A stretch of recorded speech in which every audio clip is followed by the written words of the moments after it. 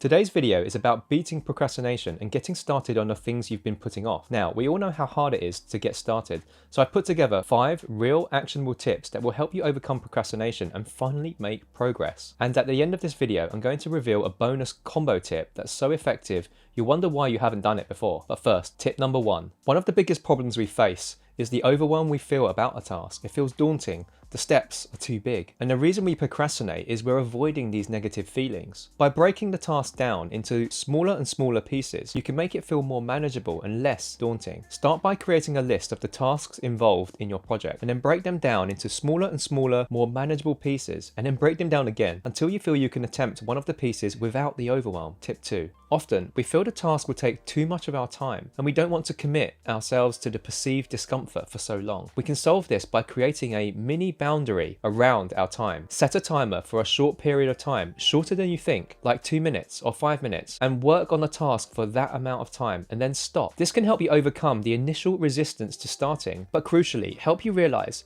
that it really isn't as daunting as you imagined, and you want to do more the next time. Tip 3. We can feel like the mountain is too hard to climb, and this brings discomfort into our mind. We can beat this by starting with the easiest part of the task, like picking low-hanging fruit. As it still needs to be done, you'll feel the progress, the sense of achievement from a small win, and the spike of dopamine will fuel you to do the next task. This action can help build momentum and make it easier to tackle the more challenging aspects of the tasks later. Tip 4. Over the course of the day, we have time to anticipate the difficulty of the task. We start imagining how uncomfortable it's going to be. We can overcome this by getting started early on in the day. Whether you're an early bird or night owl, get started on it as close to waking up as possible.